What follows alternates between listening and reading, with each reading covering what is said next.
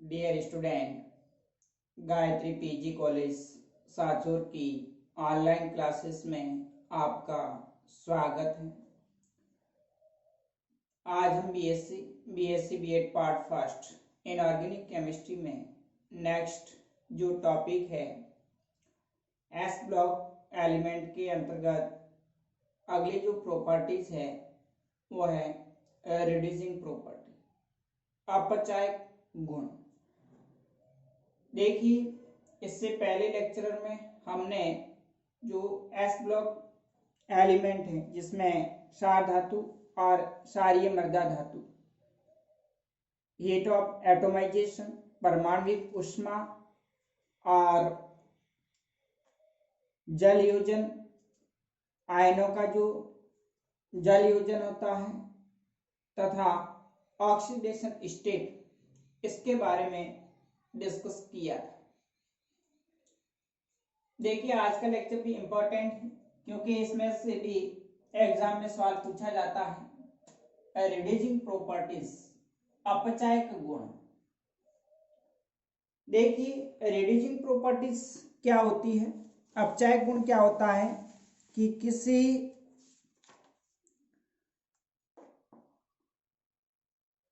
विलयन प्रावस्था में तत्वों द्वारा इलेक्ट्रॉन त्यागने की जो प्रवृत्ति है को उस तत्व के हम मानक ऑक्सीकरण विभव के द्वारा मापा जाता है।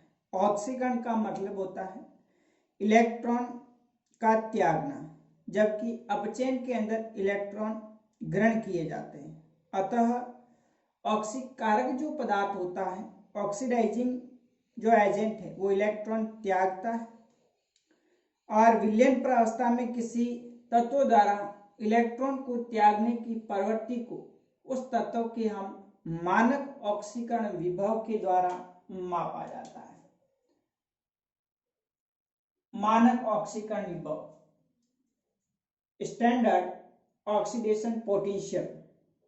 यहां आप देख रहे हैं कि क्षार धातु और क्षारीय मृदा धातु, क्षार धातुएं जो होती है जो अपना बाह्यतम कोश में उपस्थित एक इलेक्ट्रॉन जो है संयोजी कोश में इलेक्ट्रॉन का त्याग करके Li+ बनाती, जिसमें इलेक्ट्रोड पोटेंशियल, मानक इलेक्ट्रोड विभव का मान 3.0 वोल्ट है।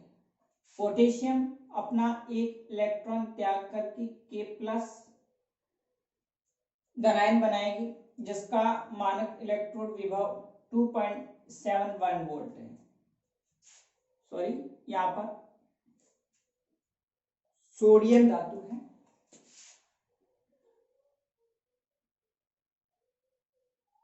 तो सोडियम धातु है, इस सोडियम धातु द्वारा एक इलेक्ट्रॉन त्याग करके Na+ आयन बनता है, तो इसका मानक ऑक्सीकरण विभव 2.71 इलेक्ट्रॉन वोल्ट है। इसी प्रकार से पोटेशियम अपना एक इलेक्ट्रॉन त्याग करके K+, जिसका मानक इलेक्ट्रॉन विभव 2.92 वोल्ट, रुबिडियम का 2.99 वोल्ट और सीजियम का 3.02 वोल्ट है। तो क्षार धातु के जो मानक इलेक्ट्रोड विभव है, इनके मान क्या होते हैं, उच्च होते हैं। इसका कारण यह है कि ये अच्छे अपचायक है। जब यानी जिस धातु परमाणु का जितना ज्यादा ऑक्सीजन विभव का मान होता है, वो उतना ही अच्छे अपचायक होते हैं। दैट मीन्स वो इजीली इलेक्ट्रॉन त्याग देते हैं, इसलिए ये अच्छे अपचायक है। अब ये जो लिथियम होता है, ये सॉलिड फॉर्म में एक्वस मीडियम के अंदर अपना एक इलेक्ट्रॉन त्याग करके इसका मानक ऑक्सीकरण विभव 3.0 वोल्ट है, जो कि आवर्त सारणी के अंदर जो सबसे अच्छा अपचायक माना जाता है वो लिथियम होता है। लिथियम प्लस एक्वस मीडियम के अंदर क्या होता है, ज्यादा स्टेबल होता है, स्थायी होता है। अब देखिए, इस मानक ऑक्सीकरण विभव के अंतर्गत अलग अलग 3 विभिन्न ऊर्जाओं का योग होता है। सबसे पहले बात करें, जैसे लिथियम है, सॉलिड फॉर्म के अंदर, ये सब्लिमेशन एनर्जी यानी ऊर्ध्वपातन उष्मा द्वारा लिथियम सॉलिड से लिथियम गैसेस के अंदर परिवर्तित होगा। फिर लिथियम गैसेस है, ये आयोनाइजेशन एनर्जी, आयनन विभव, जो आयनन ऊर्जा है उसको देकर के लिथियम धनायन Li प्लस में कन्वर्ट होगा। Li प्लस प्लस एक इलेक्ट्रॉन है वो मुक्त कर देता है। तो लिथियम गैसेस को लिथियम आयन में परिवर्तित करने के लिए जो आवश्यक ऊर्जा है वो क्या है, आयोनाइजेशन एनर्जी होती है।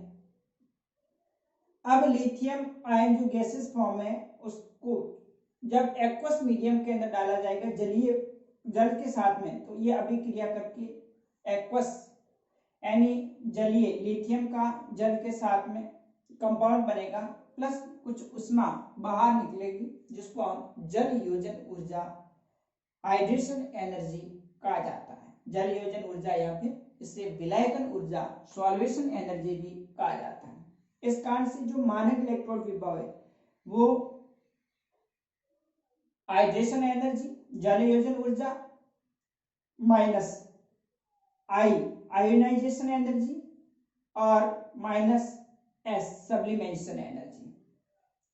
तो देखिए यहाँ पर हाइड्रेशन एनर्जी है, जल योजन ऊर्जा मुक्त होती है प्लस, यहाँ पर उष्मा की आवश्यकता होती है इसलिए माइनस साइन है, माइनस एस और माइनस आई। तो ये जो मानक इलेक्ट्रोड विभव है, मानक ऑक्सीकरण विभव है, ये हाइड्रेशन एनर्जी, आयोनाइजेशन एनर्जी और सब्लिमेशन एनर्जी के इक्वल होता है। अतः लिथियम की उच्चतम जो अपचायक सामर्थ्य है वो किसके कारण होती है, इसके जल योजन ऊर्जा के कारण होती है। हाइड्रेशन जो एनर्जी होती है वो लिथियम आयन की सबसे अधिक होती है, इसलिए लिथियम का उच्च आईपी यानी इसका आयनिक पोटेंशियल होते हुए भी एक अच्छा अपचायक होता है। अब इनका जो मानक ऑक्सीकरण विभव है अप टू डाउन, जब हम वर्ग में ऊपर से नीचे चलेंगे तो वैल्यू इसकी क्या होती जाएगी, बढ़ती जाएगी, क्योंकि बाह्यतम कोश का सीजियम आयन बड़ा आकार है, इजीली इलेक्ट्रॉन का पृथक्करण हो जाता है, इसलिए ई स्टैंडर्ड का मान सीजियम आयन के लिए 3.02। दूसरी बात करें क्षारीय मृदा धातु की, तो क्षारीय मृदा धातु के अंदर आप देख रहे हैं बेरिलियम, ये इनके संयोजी कोश में 2 इलेक्ट्रॉन होते हैं, तो 2 इलेक्ट्रॉन को रिमूव करके ये M+2 आयन बनाते हैं Be2+, इसी प्रकार से Mg2+, 2 इलेक्ट्रॉन का त्याग करके Ca2+, स्ट्रांसियम होगा ये 2 इलेक्ट्रॉन त्याग करके Sr2+, और बेरियम है वो 2 इलेक्ट्रॉन रिमूव करके बेरियम2+ आयन बनाएगा। अब यहाँ पर बेरिलियम आयन, इसका मानक ऑक्सीकरण विभव 1.85, फिर मैग्नीशियम का 2.37, कैल्शियम का 2.87, स्ट्रांसियम का 2.89, बेरियम का 2.90 वोल्ट है। तो इनका जो मानक ऑक्सीकरण विभव आप देखें सॉलिड फॉर्म से जब ये एक्वस मीडियम के अंदर 2 इलेक्ट्रॉन्स त्याग करके M+2 आयन बनाता है, इस कारण से इनका जो ऑक्सीकरण विभव है अप टू डाउन चलते हैं। तो अपचायक क्षमता देखिए, सॉरी, ये जो मानक ऑक्सीकरण विभव के मान है बेरिलियम, मैग्नीशियम, कैल्शियम, स्ट्रांसियम और बेरियम कंटिन्यू इंक्रीज होते जाते हैं। अब हम ओवरऑल क्षार धातु और क्षारीय मृदा धातु की जो अपचायक क्षमता है उसका ऑर्डर देखें तो सबसे प्रबल अपचायक लिथियम होता है, उससे कम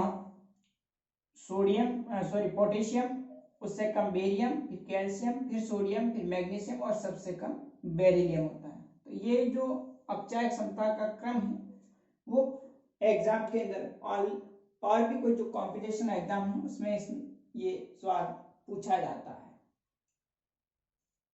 अब हम नेक्स्ट बात करें अगले प्रॉपर्टीज की, तो संकुल यौगिक बनाने की प्रवृत्ति।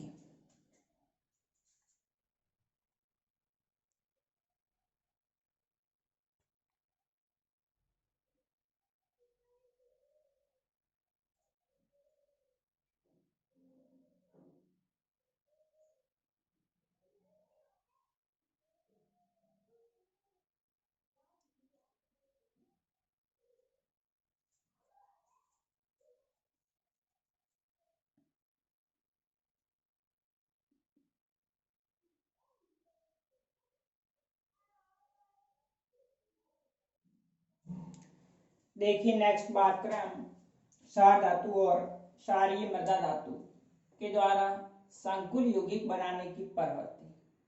तो क्षार धातु और क्षारीय मृदा धातु आहार सारणी के अंदर जो एस ब्लॉक एलिमेंट है इनके द्वारा संकुल यौगिक बनाने की प्रवृत्ति बहुत कम होती है। इसका कारण है बड़ा धनायन, आवेश घनत्व निम्न और पूर्ण भरे आंतरिक कक्षक। जैसे एस ब्लॉक की बात करें तो इनके बाह्यतम संयोजी कोश में एक इलेक्ट्रॉन होता है। इस कारण से एक इलेक्ट्रॉन त्याग करके ये अक्रिय जो गैसेस हैं helium, neon, argon, krypton, xenon स्थायी विन्यास प्राप्त कर लेते हैं। इसलिए इनके अंदर वाला जो कक्षक होता है वो पूर्ण रूप से भरा हुआ रहता है। इस कारण से संकुल यौगिक बनाने की प्रवृत्ति कम होती है। इसी प्रकार से क्षारीय मृदा धातुओं का अंदर भी बड़ा धनायन, निम्न आवेश घनत्व और पूर्ण भरे आंतरिक कक्षक। क्षारीय जो मृदा धातुएं होती है वो 2 इलेक्ट्रॉन त्याग करके M+2 आयन बनाती है, जो कि जिनका जो विन्यास है वो अक्रिय गैस जैसा स्थायी विन्यास प्राप्त हो जाता है। इस कारण से ये भी संकुल यौगिक बनाने की प्रवृत्ति बहुत कम रखते हैं। फिर भी जो लिथियम आयन है और बेरिलियम आयन है तथा मैग्नीशियम आयन है इनका थोड़ा छोटा आकार होने के कारण संकुल यौगिक बनाते हैं। तो ये एक्सेप्शन है, अपवाद है। जो कि लिथियम आयन होता है वो लिथियम एल्यूमिनियम हाइड्राइड संकुल यौगिक का निर्माण करता है। इसी प्रकार से बेरिलियम जो होता है बेरिलियम टेट्राफ्लोराइड, इस प्रकार से मैग्नीशियम है। तो ये जो छोटा आकार होने के कारण इन धनायन के अंदर क्षार धातु और क्षारीय मृदा धातु लिथियम आयन, बेरिलियम आयन और मैग्नीशियम आयन है, इनमें थोड़ी संकुल यौगिक बनाने की प्रवृत्ति होती है। अब नेक्स्ट इसके बात करें अपन कलर एंड मैग्नेटिक प्रॉपर्टीज। तो देखिए क्षार धातु और क्षारीय मृदा धातु। क्षार धातु जो होते हैं, क्षार धातु अपने बाह्यतम कोश में उपस्थित एक इलेक्ट्रॉन का पृथक करके एक संयोजी धनायन बनाते हैं, जो कि स्थायी अक्रिय गैस जैसा विन्यास होता है। तथा क्षारीय मृदा धातु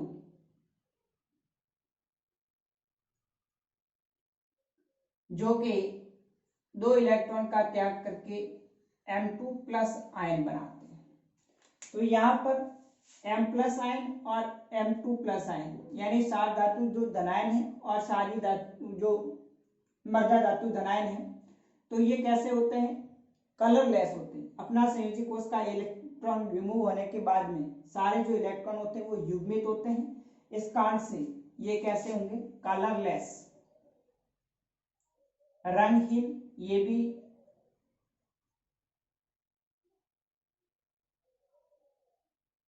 इसके जो धनायन है कलरलेस, रंगहीन तथा सारे के सारे इलेक्ट्रॉन युग्मित होते हैं। इसलिए इनकी जो प्रकृति होती है वो कैसी होती है? डायमैग्नेटिक, यानी कि प्रतिचुंबकीय प्रकृति होती है।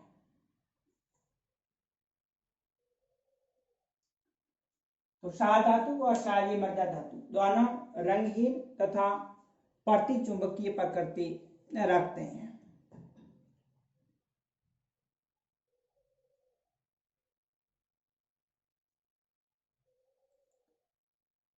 तो ये थी इनकी जो फिजिकल प्रॉपर्टीज, पीरियडिक प्रॉपर्टीज के अंतर्गत जिस पर हमने डिस्कस किया। अब नेक्स्ट हम इसकी जो केमिकल रिएक्शंस है, जो रासायनिक अभिक्रिया है क्षार धातु और क्षारीय मृदा धातु है, किस प्रकार से रासायनिक अभिक्रियाएं यानी जो रासायनिक प्रॉपर्टीज दर्शाती है, तो उसके बारे में हम नेक्स्ट अगले लेक्चर में डिस्कस करेंगे, जिसमें क्षार धातु और क्षारीय मृदा धातु क्रियाशीलता है, वायु के साथ क्रिया है, इसका जो हाइड्राइडों का स्थायित्व है, जल के साथ अभिक्रिया है। तो ये जो केमिकल प्रॉपर्टीज हैं तो उसके बारे में हम नेक्स्ट अगले लेक्चर में डिस्कस करेंगे। Okay, thank you.